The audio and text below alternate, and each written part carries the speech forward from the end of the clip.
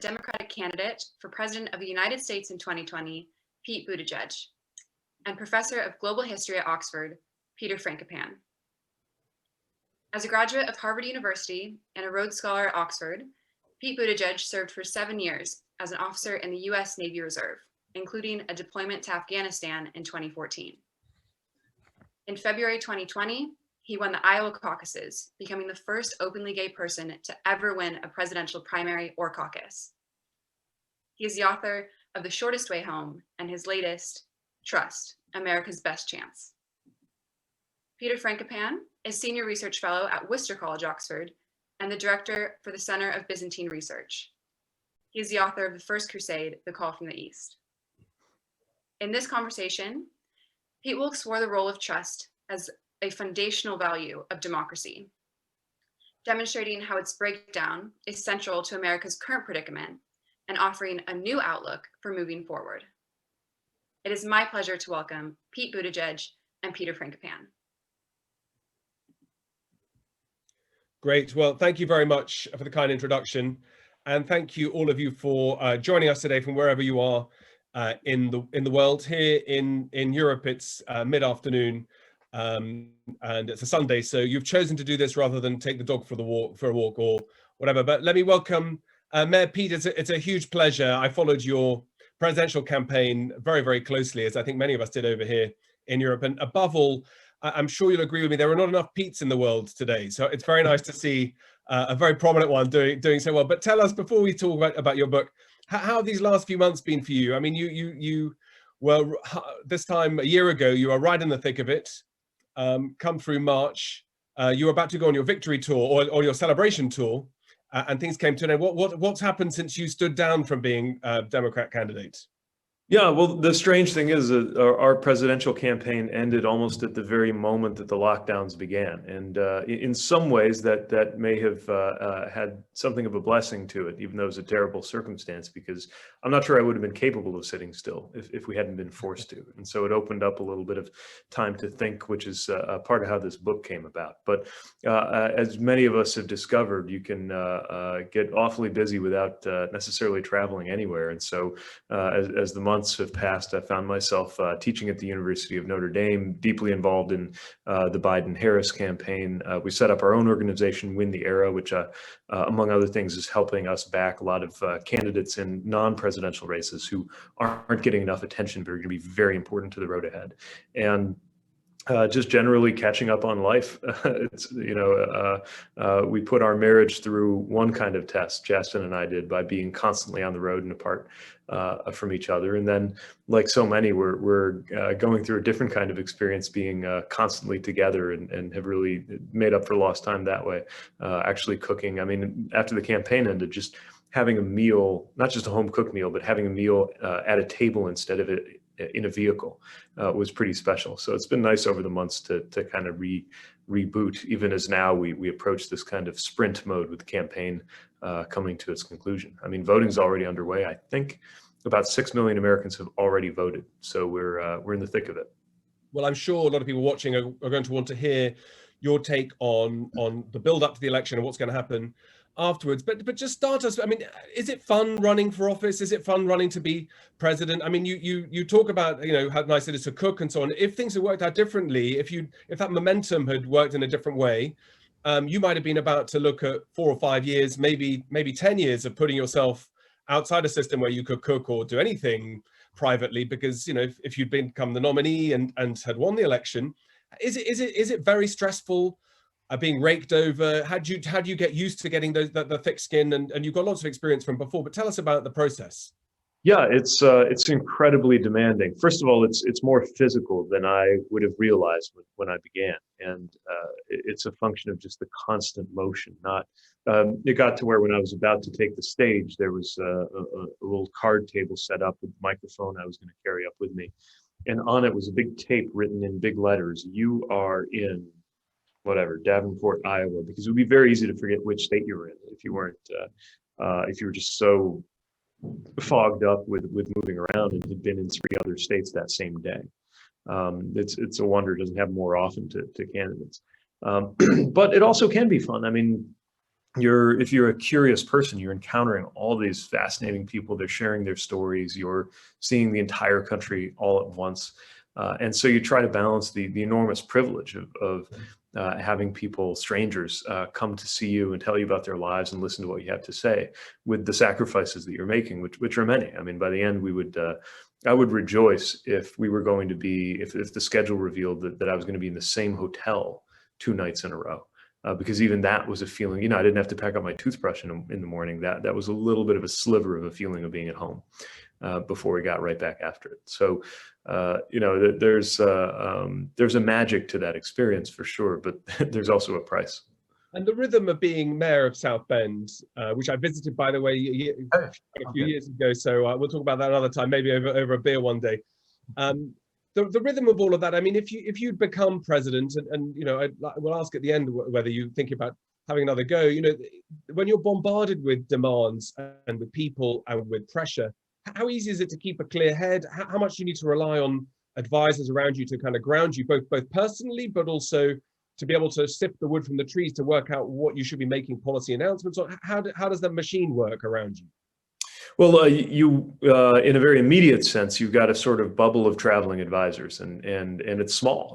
The strange thing is, a presidential campaign in our case had hundreds of people working on it, but the vast majority of my time was spent with the handful of people who were kind of supporting the road operation, and then whoever was on the ground wherever I went, who might only get 10 minutes in the vehicle to brief me before I went on to speak to everybody in that community.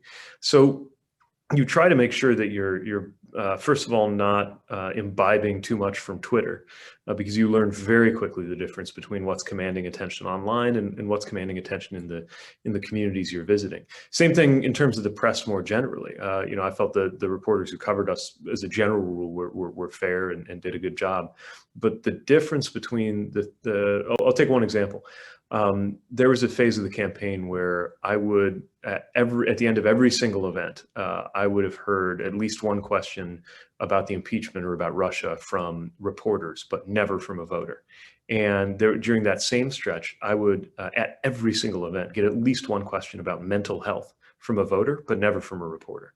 And so you began to learn how to balance what was on the minds of the people in the communities you were in with what was getting the most media attention. And then at a personal level, it's so, as it is in so many parts of life, just vital to have people who don't care, won't care about you any more or less, depending on how your career is going. Friends who you trust, family members who love you. Chasten, my husband, who was there every day, at least over the phone, to ground me and just bring me back to earth, so that no matter how good or how bad the day was, you had some reminder, some vision that you're still you, and that at the end of this, one way or the other, you get to come back and be the same person.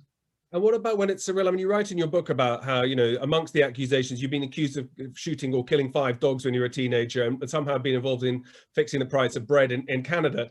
When those kinds of things surface, and it's very important to work out that, I mean, you write a lot about the media, I like to talk about, but how do you deal with that on a personal level when things are said that are not just wrong, but weird, or when planes practicing their landings, right. They're accused that people think it must be something to do with fifth columns? Yeah, I mean, in some ways, the crazy conspiracy stuff was less difficult to deal with emotionally, because you knew it was crazy, but still you had to deal with it strategically, because even a blatant fake news story. I mean, somebody actually went to the trouble to fabricate a South Bend Tribune front page from the 1990s, where I'm committing all these crimes as a teenager, and then we had to go back and demonstrate why it was a fake. Literally a fake news thing. But, that was more of a tactical problem. The things that got to you was when people who you felt like were on the same team were challenging your where you were coming from. So, on climate, if somebody didn't think our climate plan was the right plan, that would bother me, because I really wanted to fight it out and talk about why ours was the best, or have a conversation about it. But that's what campaigning is all about. As long as it's over policy, then that's a big part of what you've come there to do. When it gets a little more personal, that's where it's frustrating, because often you can't win if somebody doesn't like your candidacy because they like somebody else. then okay, that is what it is. And if they're not sure about your candidacy because they disagree with you on policy, you negotiate, you argue, you litigate, and either you win them over or you don't. But some people just aren't going to like your stupid face, and learning to identify those people and not sweat it too much is, I think, part of how you get that thick skin and learn how to proceed through the whole process. So there are a couple of things. I mean, turning to your book, I mean, one of the things I'm interested in about your circle of advisors or a candidate circle of advisors is it's all about how well you trust people to process more information than you possibly can do, and how do you build those lines. And one of the very striking line in your book is you say that you would have said, I trust my friend with my life, right? Or I trust someone with my life. It's something that we all say, haphazardly, until you've actually served in Kabul, and that things are a little bit different when you're serving in the military, and people they really are protecting your life. And you talk about how your car gets stopped when you're driving into Kabul, and by someone who actually pranged your car together, which you hadn't noticed, but you had a few split seconds to work out, looking at that person, do you trust them or do you not? Tell us about your ideas about trust, and about how important this idea of knowing who you're dealing with and being able to work out whether you're on safe territory with each other. Yeah, war zones have a way of bringing certain things out in very vivid ways, and that's why I wanted to write about this experience, where I was responsible for getting a vehicle and the Marine sitting next to me safely from one part of Kabul to another. And I had this traffic encounter where I had about 2 seconds to decide whether to level my weapon at this guy and jump out of the vehicle in case he was placing an explosive device, or trust that he had some innocent reason for approaching my car, which it turns out he did. And part of it, of course, is to think about that, how your mind works, what cues you're taking as you decide, based on very little information, whether to trust somebody. And how much does it even have to do with the person you're looking at? How much does it have to do with you and your own background and experience? But the other reason I had really reflected on that was, over time, I came to appreciate that you can understand how these situations arise in a war zone, but anytime you're driving a car through a city, anywhere, and you pass through a green light and somebody else is stopped at a red light, your life depends on your ability to trust that they're going to obey that traffic signal. And you don't even think about it, because almost all of the time you can, in fact, trust that they'll do that.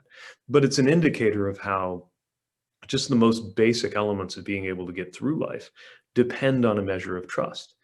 Restaurants, as we know them, can't function with a great deal of trust. Trust that your food is going to be safe on the part of the customer. Trust that you're not going to skip out on the bill on the part of the establishment.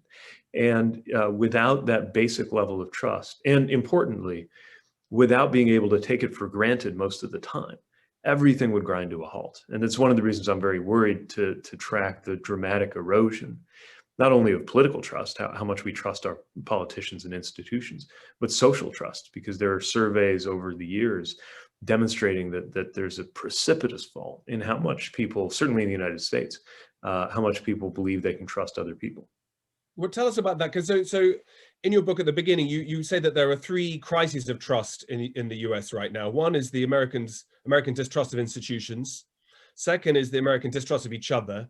And third, the global position of the US, where other countries, you say maybe for the worst time in history, for US trust from other countries to do what it says, or to behave in a way that's predictable. Talk us through some of those ideas, I think, because it's very worrying, I think, for many of us around the world to see the US in transition like this, going through what looks like an existential crisis, trying to work out what it is. How important is this next decade for the US? And tell us about these erosions of trust.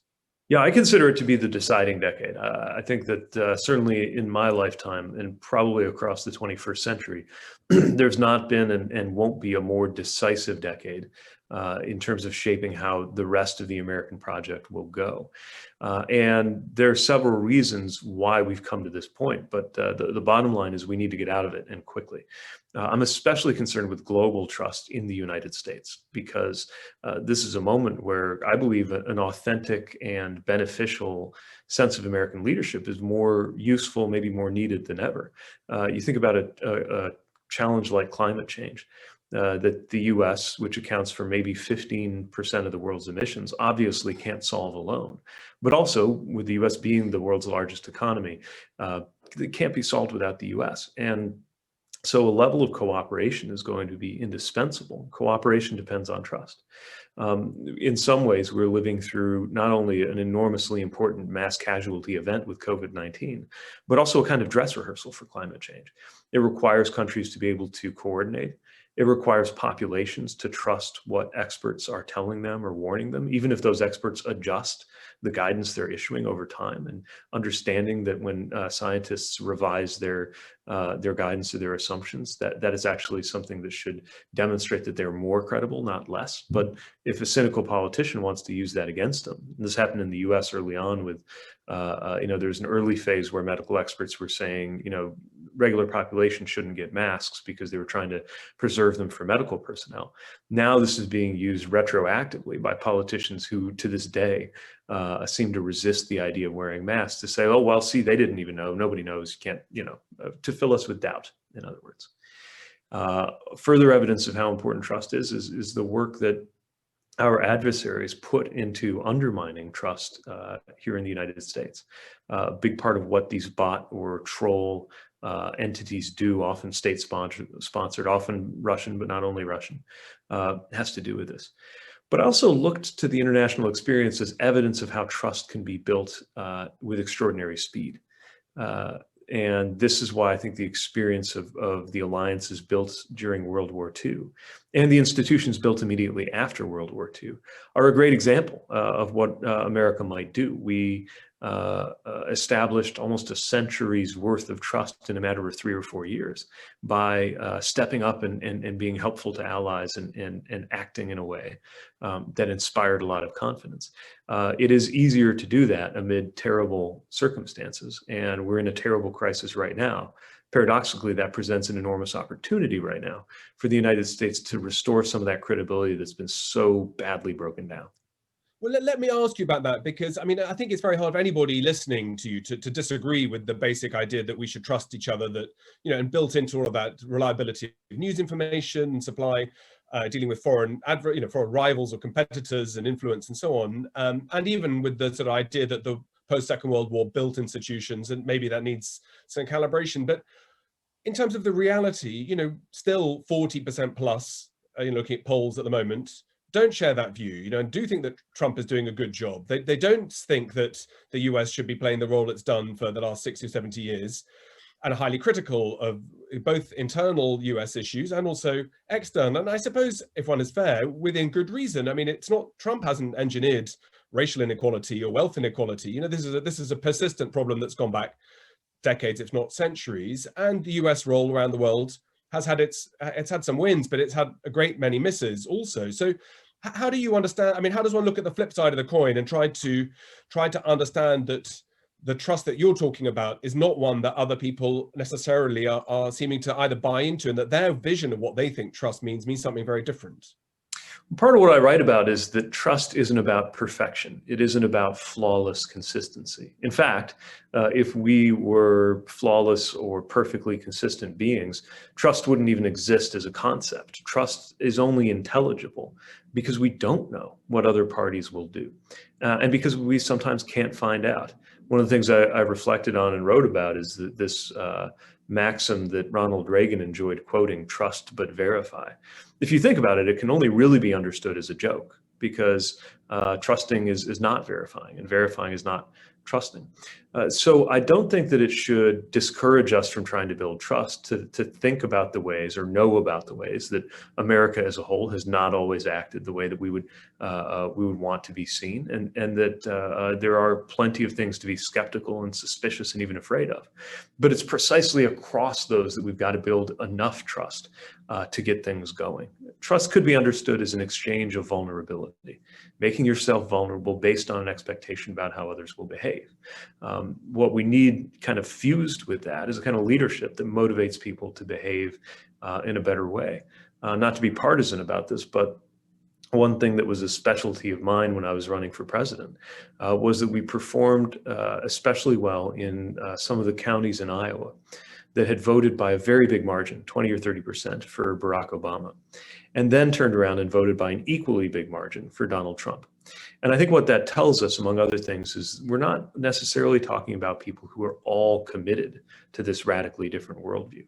We are talking about people who have decided, at least decided once, that it was their best option. And it seems that the backdrop of inequality that we're living in, social and status inequality, as well as income inequality in the United States, something that has gone through a dramatic increase. Robert Putnam and his co-author, Sheila Romney Garrett, I believe, have a book out this fall called The Upswing, which traces a remarkably similar pattern, a sort of an arc. If you start the clock in the 1880s and bring it to today, you will see levels of community orientation, civic engagement, trust, and above all, economic inequality get better and better over half a century, and then getting worse and worse to where now we're roughly the way it looked in the 1880s.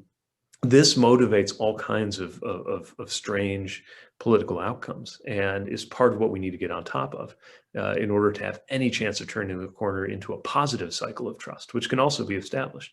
If that little down payment of vulnerability is rewarded by somebody acting as you hoped they might, it gives you a little bit more to work with the next time around. And the very vicious cycles we're in at the moment might be reversed. Well, tell us a little about Trump, or about the movement that Trump represents, the kind of the people who are wanting to unpick some of these ideas about trust. Because I mean, in fact, your book doesn't really talk a great deal about Trump. You sort of give him you don't give him a pass, but you know, it's something that you sort of gloss over, that's not really that important. But on the other hand, you also do say that, I mean, in not so many words, that that this is rooted in something much deeper than just what's now. It's to do with, you know, Reagan saying, you know, don't trust your government. The government is the problem. And, you know, Clinton saying the end of big government is over. And that has galvanized and sowed the seeds that Trump has exploited. Tell us a bit about how you've seen these last 4 years as an American. What do you think is going to happen in the election right now? And is that constituency that Trump has very successfully appealed to in 2016, is that going to be there for him now in 2020? Well, there are a lot of big Trump signs on barns right around where I'm sitting today. And so we can expect that there continues to be that core of support. I do think it's important to remember, though, that many of the elements of that core of support are and should be available for a different kind of party politics to earn. This is one of the reasons I go on conservative media a lot. I spend a lot of time on Fox News, for example, not because I think most of their viewers are aligned with me politically, but because I think it's very important to get a different message out where people hear us speaking to them. The reality is that he allowed a lot of people to feel regarded in a different way. And part of how he did it was appealing to the very worst of xenophobia and racism. But part of how he did it was simply making people think that he cared about them more than the Democratic Party or the so-called establishment did. And we need to be very careful in the United States right now about returning to the political configuration we had roughly 100 years ago, where you had one party, at the time it was the Republican Party, that was concentrated in the cities and looked after the interests of the establishment, and really was the more socially and racially progressive party, but also got more and more tied up with looking after those who were already best off. And then the alternative, at the time the Democratic Party, was most identified with farmers and with workers, was genuinely the most economically progressive party, but also was home to most of the racism and the nativism in the United States. I really don't want those to be our two choices, and we need to fight that kind of inertia by ensuring that a Democratic Party is not merely perceived as representing the meritocratic elite and concentrated only in the cities, when our economic vision, I think, if anything, should have more relevance and deliver more for middle America than anywhere. I should say to everybody watching, if you'd like to ask questions, please do so in the chat box. When I put my glasses on, it's not to check my emails, it's to read what those questions might be. But so keep them coming, please. But okay, but is Trump, for example, specifically, you know, he's obviously very good at exploiting these divisions and setting them out. But is there a touch of genius in that exploitation, or is there an agenda at all, or is it just about taking power, holding power, and it's not actually about trying to advance any particular interests apart from loopholes for the top 1%? Is there any substance behind it? I don't think there's much of an ideology to Trumpism. I think it's better described as a style, as an ideology. And frankly, there are ways in which it's simply a matter of good fortune that his hostile takeover came for the Republican Party and not the Democratic Party.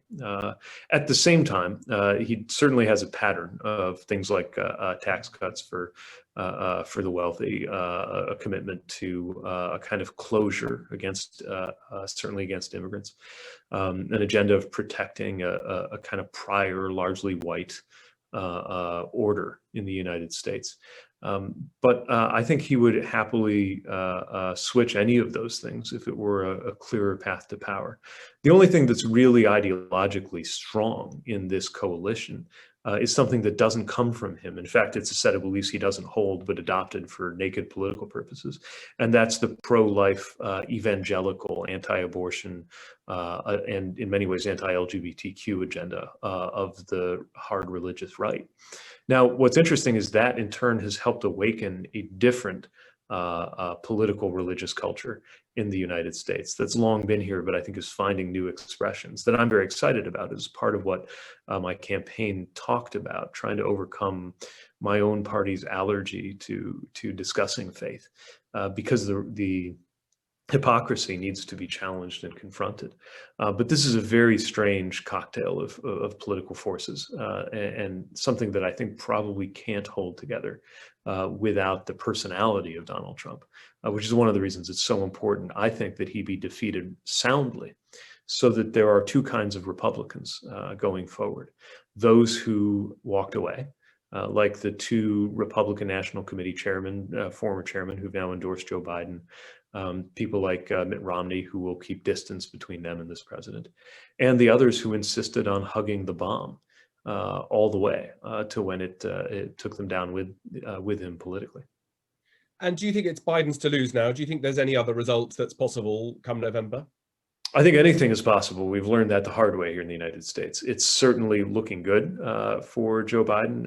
If you look at the numbers, I just saw that he's putting up ads in Iowa. If he's defending Iowa, he's in trouble. He's having to defend Texas. He's having to defend North Carolina. These are all good signs. But there's also a lot of evidence that anything but a resounding Biden victory would have as the votes are being counted. And I think we need to be prepared for that in the short term, because a close victory is still a victory. Let's be very clear. They can't move the goalposts here. A win is a win. But culturally, socially, and politically, there will be that much more work to do if it's any easier than it already is for this president to issue false claims of voter fraud or having somehow been done out of a victory. I mean, he's already denied in principle the legitimacy of any election that he doesn't win, which is it's not just bad behavior, that has consequences for democracy. Because ultimately, I think here in the United States, when I was a student in the UK, I think a lot of us had trouble understanding this idea of a constitutional monarchy where the Constitution's not written down. For us, the very definition of the Constitution in the US is it's a document that's very specifically writes down what's what. And we can't quite fathom this idea that you all have a constitution that's composed of custom and norms and precedent. Except now we're beginning to realize in the United States just how many things we assumed were set in stone really do just depend on norms. And one of them is that our democracy only really works if the loser of an election is prepared to acknowledge or concede. And when you don't have that, that tests our system in some very frightening ways. Yeah, I mean, you write that in the book about how important the political system is on the handover of power in these unprecedented times, and that nothing's off the table. And it goes back to that question about faith in institutions. I mean, it won't surprise you with your foot on this side in the Oxford camp as well, to know that we're going through not entirely dissimilar problems too, where the Anglosphere, for all sorts of different reasons, looks extremely divided, split country where there are dissenting voices. Some of that you write about in the book. You pin not necessarily the blame, but you say this has all been facilitated by digital technologies. How do you, well, first of all, explain what you mean, but I'm really interested to know in terms of solutions. I'd like to talk about solutions too, but you don't talk about breakup of digital businesses. You do explain how algorithms have led us up the garden path. Tell us about digital, and also what could or should a country like the US be doing about that? Yeah, we have a real problem in terms of our ability as consumers of news and information to get a little more savvy about what's being presented to us. I liken it to what it must have been like in the early days of the printing press, when merely having access to a printing press probably made what you had to say seem legitimate. If you handed me a pamphlet as I was walking down the street in the 17th century and it was printed on a press, that probably would have made it more credible. And over time, as a species, we learned not to believe everything we read. I don't think we've developed quite the same faculties when it comes to sorting out information from misinformation across digital media. And while there are a lot of regulatory problems that might well entail breakup of digital monopolies, that's not going to solve this problem. This is about how we relate to information that moves very quickly, regardless of its truth. And the real problem is that the algorithm favors controversy itself. A good example of this that I discuss in the book is a public health analysis of the messages that came from Russian troll accounts on the subject of vaccination aimed at the US. This is before, during, and after the 2016 election. And what's so interesting is these same accounts would push out anti-vaccine misinformation and pro-vaccine information at the same time, which meant that their goal was to create doubt in general. The goal was controversy itself. And unfortunately, our brains respond to controversy in a different way than they respond to consensus. So I don't think it's enough to demand that media and journalism sort this out, although they've got a lot of work to do.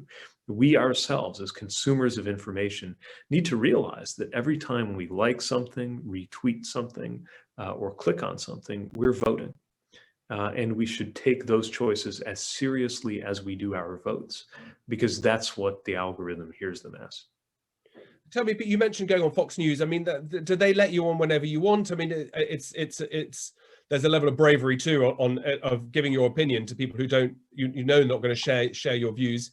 How does it work when you're trying to be the one and the 99 standing on the other side? You write in the book about climate science, and you're quite critical about the fact that because there's a need to balance, the news organizations feel they need to show both sides, that one scientist who is a climate change denier alongside one who works on it and says this is what's happening, and that people watching will say, well, it's 50-50, and you don't get that balance. How do you correct it in a way that's fair and reasonable, either in your views or on climate particularly? Yeah, exactly. So ideological media creates one set of problems, but misplaced 50-50ism, misplaced both-sidism presents another problem. And in the US especially, where there's not as much of a tradition like there is in the UK of newspapers wearing their positions on their sleeves, it can be a real problem as TV networks or newspapers attempting to seem fair wind up creating a false impression that a 99-to-1 consensus is actually a 50-50 controversy. And again, part of this is the responsibility of media, either to be openly ideological and put your cards on the table, or to make editorial decisions about what really deserves to be presented, even when you're presenting multiple viewpoints. One of the things that I've come to conclude is that while reporting has certainly become democratized, because any of us can take a phone and record an incident, the whole rest of journalism has actually become more important, because the editorial function, choosing what to present, fact-checking what's been stated, is actually something whose importance rises the more raw information comes our way. In the same way that when I was an intelligence officer in the military, we were trained on the distinction between information and intelligence. Information is just all this data or things you notice. Intelligence is making some sense of it. And now that we're past the era of Walter Cronkite on network television telling America that's the way it is, we're going to have to rely more on these newsrooms to present and gather tools that we can use to sort out fact from fiction and signal from noise.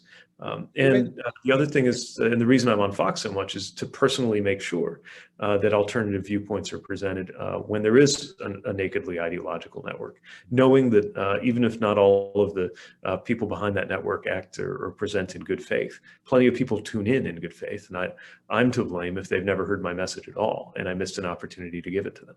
Yeah.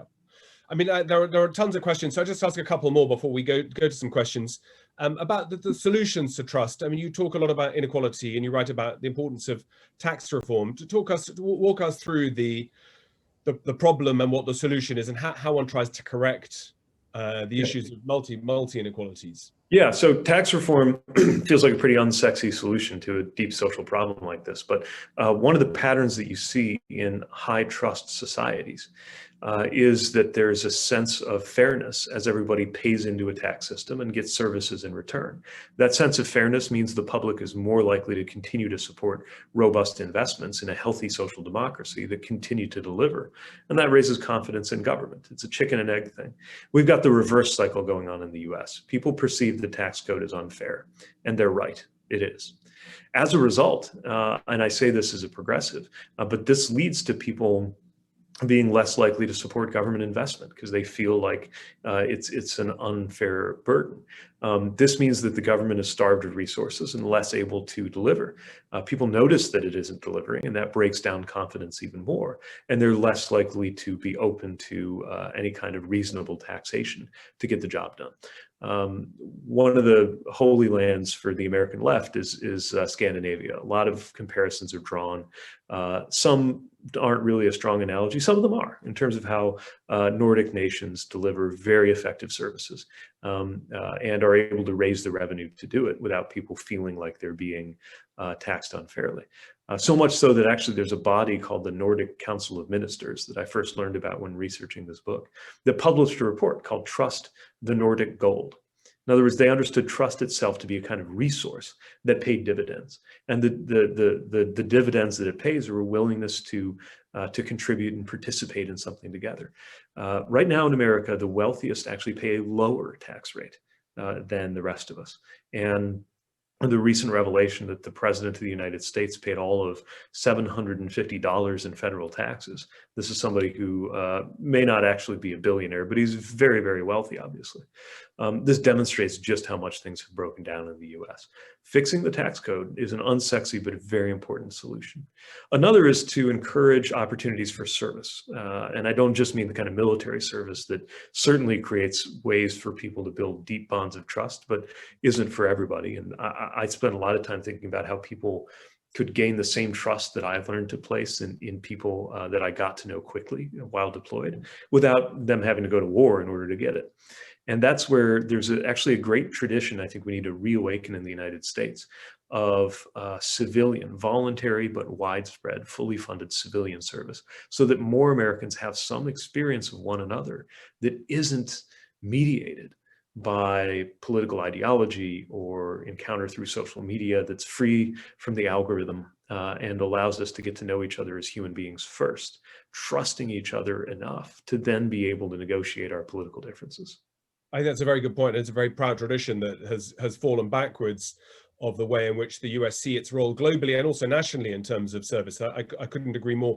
As far as the Nordics, for what it's worth, their histories are different to a country that had slavery and has colonized territory of indigenous peoples and is built on a lack of trust, arguably on the whole federal system and the way in which the US is structured is to precisely keep those ties. But just for clarity, when you say chicken and egg or the tail wagging the dog, what comes first? Is it providing better delivery from government and therefore you justify raising taxes, or do you need more tax money coming in the first place to be able to look? Because some of us looking at the US see chronic underinvestment in infrastructure, from railway through roads through digital technologies, and this gap opening up that you talk about in the book too, between some parts of the US all being left behind. It's so dramatic. What do you need to do first? Do you need to professionalize or show what the government's doing better to build that trust, or do you need more money in the first place? In the end, I think we do need to be willing to invest more. As a mayor, I was working in very much a zero-sum game. There were constraints on how much we could even raise revenue. And so we had to wring out every technocratic efficiency that we could. We had to stretch the dollar further. We had to find any kind of waste or abuse and feed it out and be maximally efficient and just deliver with what we had. And I did it, and our administration did it, and we were proud of it. But the simple reality is we can't keep up unless there's actually more to work with. In our city, for example, the mortal enemy of every mayor is the pothole in the road. and we would fill thousands of potholes every year. We had enough funding to fully resurface every lane mile of road in the city every 100 years. The problem is in our climate, it's rare for it to last more than 12. So it's a losing game, no matter how efficient, no matter how intelligent, no matter how savvy your public servants are, if at the end of the day, there's just not enough coming in. And I think that's certainly the case in infrastructure. It's largely the case in education. It's actually not so much the case in healthcare. That's an example where the amount that we spend would actually go down if we had a more responsible way. In other words, if we got everybody covered. The US actually spends more on healthcare than a lot of other countries for worse results, which is why we need to expand access. But in most dimensions of the US, if we were willing to spend more, we would be able to deliver more, and I think people would be comfortable investing more. Well, Pete, there are a lot of questions, so I'm going to ask these and give as quick an answer as you can, so we can get through them all. Personally, I'm looking forward to this book is terrific. It's eloquent, it's short, it's snappy, and it addresses things head on. I'm also looking forward to the next volume, which I hope you're going to write about the US in the world. You know, it's very unusual for presidential candidates to speak Arabic or to know other parts of the world and so on, and things that I'd like to be able to talk to you longer one day about China, about Russia, about the US and the Middle East and Afghanistan, and above all in Africa. Would be great to get your ideas. But this is, I think, a manifesto that, you know, will stand you in good stead. Would you be running again, do you think, in the future? Is that something you're taking some time out and you'll see how the chips land? Yeah, the honest answer is I don't know. We're at such a tender moment in the life of the country. I know I've got to make myself useful. Right now, that means making sure that there's a new presidential administration. And then once there is, if all goes well, it'll have to do with supporting the agenda of that administration, whether it's from in government or from the outside. And then we'll see. I mean, one thing I learned early in life is that you can't game out all of the steps ahead. No one would have thought as I was running for mayor of my city in Indiana in 2011 that this was going to lead me to run for president in 2020. I think the important thing is to be on the lookout for ways to fit in and make yourself useful, and that'll be my mode for as long as I've got energy to do it. Okay, well, that's great. That sounds like you might take a job from the Biden administration if they call. Probably not from Trump if he gets back in again. Probably not.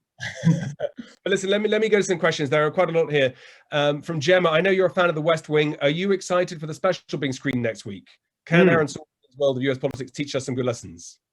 I hope so. You know, I was just talking to a friend who was saying he was rewatching from the beginning, The West Wing, which is now some 20 years old.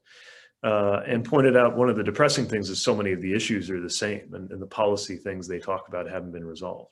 But just the idea that I think is embodied in that show, that public service and politics can be noble, it can be exciting, it can be choice worthy. It doesn't have to be a cesspool. And you know, the characters in the show wrestle with very real political and moral challenges, but they do it in a spirit of making the country better. And I don't think it's too idealistic to look to create a moment when Republicans and Democrats are motivated in that spirit. I've seen it. I've seen it certainly at the local level. I've seen it even though it's being beaten down at the federal level. And I think we can establish that in a new way. And we're going to have to, because of the epic proportions of the things that we're up against. So yes, I hope that the spirit of the West Wing is not out of date, and it might be really timely. Okay, I'm afraid you're on the stump. Simple question: why haven't you run for the Senate or Congress? So I've never wanted to run for an office just to have the office. Anytime I've contemplated running for an office, it's by sizing up what the office calls for and what the constituency needs, and then thinking about what I had to offer. And Congress is a natural step for people who want to get onto a political ladder. But when I thought about what could be achieved, especially for a member from my district who would be in the caucus as it was shaped up, I just asking, you know, why would it make a difference that it be me and not somebody else in that seat? That thinking propelled me much more clearly into the role of mayor than it did Congress. Another time or another place it might be different, but that's just how it's worked out every time I've had a chance to think about a particular opportunity to run. Okay. You write in the book about coming out in 2015. I've got a question here saying, has being gay helped you with building trust, or has it hindered you? I guess politically, personally, how's that been? Good chance. Good question. I think both must be the answer. One thing I write about in the book is this odd moment that was captured by a news crew where a voter was going into the Iowa caucus, all set to vote for me, found out that I had a husband and changed her mind.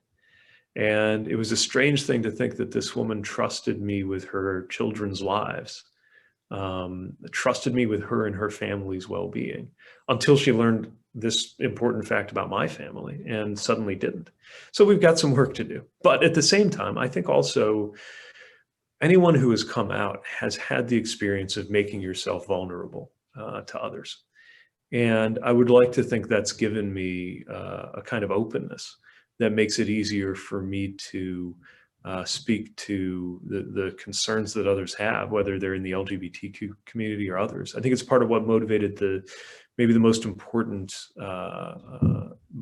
theme of my campaign, which is the search for belonging, something that we all experience in one way or another, and a search that I think has been put into crisis for everybody, from Black Americans who are questioning whether there has ever been a real equal opportunity for belonging in the American project for them, to auto workers in the Midwest, by the way, some of whom are Black Americans, who are wondering economically how they're supposed to belong in a future where their jobs are more and more liable to being automated.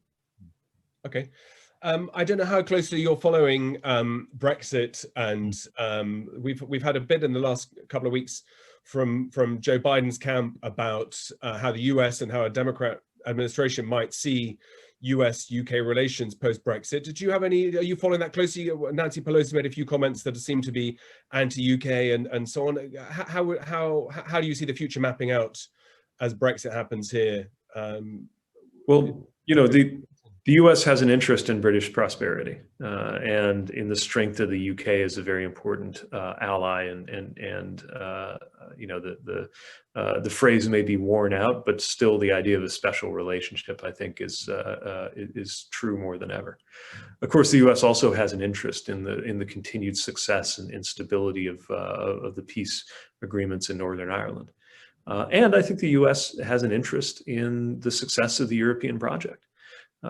And so all of that, I think, has us looking on with a lot of anxiety at what's going on in the UK around Brexit. You add to that the fact that I think for many of us, just in terms of understanding the populist tides that were emerging, Brexit, the original Brexit vote was something of an early warning sign about things like Trumpism. And so I think likewise, we're hoping maybe that if you all do things a beat before we do on everything from design to politics, then is it possible that some way out of some of the most troubling forms of populism will emerge in Europe or in the UK that we can learn a thing or two from here in the US? Yeah, good. That's a good answer. And in fact, that leads quite well onto this next one. Is there a connection between the reduction in trust in institutions and what appears to be a reduction in personal responsibility among US citizens? I think there's got to be. You know, if nobody can convincingly say, let's all do this together and be safe, then it's harder to ask people to do anything. So if I understand the question right, and it's partly about the fact that individuals are not cooperating with public health advice, for example, which helps to explain why the US is suffering the worst COVID outbreak in the developed world. There's no question that this is related to a loss of trust in institutions. And again, getting this right is not only important for public health, but fundamentally important for us to have any chance of getting ahead of the climate crisis. What the coronavirus and carbon emissions have in common is you can't really see them. They're invisible. And so they only exist for us to the extent that we trust people warning us about them, experts. And expertise itself has been mistrusted and occasionally as a result of sacrificing their credibility, but usually as a result of a project to undermine them for narrower purposes. And we need to build that back up, or else individuals will feel more than ever entitled to follow their own impulses rather than sign up for any kind of cooperation or collective project like keeping one another safe. And I think that's very important. When we look at all the other corners of this wonderful world we live in, dealing with pandemics and climate and these big structural problems, the damage that the US has done under the Trump administration has to look like it's quixotic and erratic and crazy. Today in our newspapers, we've had reports that President Trump was hoping to come out out of the hospital with a suit and bear his shirt open to show a Superman t-shirt that he had to be prevented from doing. And that's how other people in the world look at the US when COVID goes through the roof and there are events on the White House lawn and so on. But you tell us when you went to Tunisia, you got in a taxi, and in the book you tell us about how you were asked the choice between what you'd think would be Republican or Democrat. Tell us that story, because I think that's very striking to show how other parts of the world configure these questions in a very different way. Yeah, so this was my first opportunity to study Arabic in an Arabic-speaking country. I was excited. I was probably about 22 years old, jumped in this taxi, and the taxi driver wanted to make small talk. And Tunisians, I found, always avoided talking about Tunisian politics, but they were happy to talk about U.S. politics. And so he just, as a way to start the conversation, he says, Bush, meaning, you like Bush? And I was like, oh no, I wanted him to know that I had worked on the Kerry campaign. And so he asked the natural follow-up question to him, which is, what do you think of bin Laden? And it just hadn't occurred to me that he would ask me that, whether I understood, are you Republican or Democrat? Not, are you Republican or are you with Al Qaeda, right? And it was a reminder. And by the way, I think, for some people around there, preferring the bin Laden route would have been an acceptable answer. And it was a reminder that the way we configure these questions in our respective orbits is not universally shared. And sometimes you actually have to do the work. It's not so obvious to somebody why the U.S. Ought to be trusted. And that's something we should think about as we're working to restore credibility going forward. It's a great story, I think, that you tell, and how it's a kind of cardiac arrest moment where you sort of have to think that how do people see things in such a very different way. Got a question here that says, you said that if Trump had run, could have gone either party, it's all about power. Well, it's a double question. First, if Trump had, in a counterfactual world, and had got the Democrat nomination through a series of combinations, could there be a Trump character that does do that in the future? And second, would he have won if he'd been a Democrat candidate in 2016 against whoever the best Republicans would have been? How important were those splits in US politics that he could bring the Republican side with him? Could he have done that? Yeah, I mean, I think the Republican, by the time he took it over, the Republican Party was more susceptible to this toxic mix that he brought. But let's remember, he was a Democratic figure for a long time. He was a Democratic donor and would have been considered a Democrat. For him to infect the Democratic Party, the good news is it can't be done with that mix of racism and xenophobia, because the Democratic Party is a pluralistic and diverse coalition. But I do think there could have been some attempt to somehow take that open versus closed strategy into our party too. And I think we have to resist any project to do that, whether it is coming under the color of an ideological left project or just a kind of ideologically fuzzy populist project. We've got to make sure that we're very clear on our values and our commitments as a party. And it's one of the reasons why my campaign revolved around that. And I think Joe Biden's campaign does too. And a good question here, Pete, which is as a spring chicken, not yet in even turned 40, why do Americans pick old presidents or older presidents? I mean, is the outlier. You write in the book about how important the Nixon era was to the need for an honest, reliable president was one of the key reasons why Jimmy Carter got in, and likewise Reagan looked like he was older and so on. Why have we got two candidates, and Bernie Sanders, who you ran against for the nomination, also in his 70s? Explain that to us, because that doesn't seem kind of right, that the next generation is being defined by people who are in the sort of checkout lounge rather than coming up the escalator. Well, I think actually part of it is a function of trust. Again, Trump is an outlier here, but part of how among 24 Democratic candidates, the Vice President Biden was ultimately able to secure a lot of support was largely because there was a sense he was a known quantity, and there have been decades to know exactly who he is, and even knowing someone's strengths and weaknesses is sometimes better than the fear of the unknown. I also think that, it's a pattern that really shifts in American politics. I mean, one interesting thing to contemplate is that 3 of our last 4 presidents, Donald Trump, George W. Bush, and Bill Clinton, are exactly the same age. They were all born in the summer of 1946. Now, they came into our consciousness at different ages. They were elected, of course, at different ages, but they're all from the same generation. And so I think part of what's happening actually is less a preference for candidates of a certain age and more that a certain generation has really dominated our political consciousness as a country. And that's one of those things that's true for a long time until one day it isn't. I think so. I didn't realize that. That's a very good. So I mean, it shows how extra unusual the Obama victory was in 2008. How extraordinary for all the different reasons, the anomaly. I've got it's not my question. I'm very apologetic about this one. Would you have been a better president than President Biden? No, I support Joe Biden 100%. And I would say this too. What he brings, what he uniquely brings, has only become more valuable since the time that I stepped out of the race. I mean, just think about, again, the further collapse of US credibility around the world and the fact that we're dealing with this crisis that requires cooperation and some sense of steadiness and calm. I think actually his long-standing presence on the world stage and as American political figure is especially valuable in this season of COVID and moral reckoning over racial injustice. I'm very glad it's going to be him. Okay, we've got time, I think, for one last one. We have talked in the UK about electoral reform for a while. It's gone quiet for the last 5 or 6 years, but we're all aware that there are different ways in which we could be more democratic. That discussion's been subsumed by Brexit and by everything else that's going on, COVID and so on. Do you have strong opinions about the Electoral Commission in the US, or the Election College system in the US? Is that something that should be overhauled? Is it something that would help bring the country together? Is that part of something to do with trust? Or is that just what it is?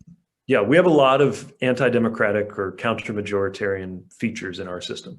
And I think all of them are destructive of trust, because the more you see the government making choices that don't reflect the consensus of the people, the less you trust it as an institution to begin with. And this is clearly something that's going on. I mean, basic common sense positions among American people, including Republicans, not Republican politicians, but Republican voters, around, let's say, background checks on access to guns, or the fact that the wealthy need to pay their fair share in taxes, your beliefs, and you still can't get through Congress. You still can't get a president who calls for this, although hopefully we're about to.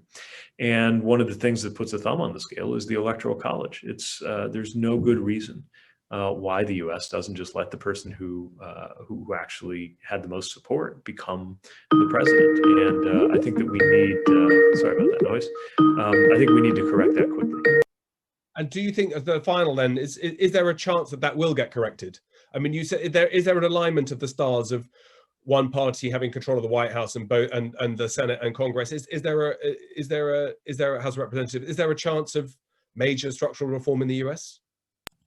I think so. I think that one thing I write about is the U.S. has actually had a constitutional amendment, a substantive one, at a pace of roughly once every 10 years, except in the last 50, we haven't really done it. So we're almost due for it. And I think fixing the way our constituency boundaries are drawn, called gerrymandering, fixing the role of money in politics, certainly the Electoral College, it won't be easy. It may amount to a generational project, but it's one that's worth it, because these process things that never quite seize the news of the day are revealing themselves to be extremely important right now.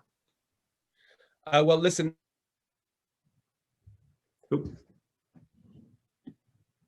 Hello? Studying in Oxford?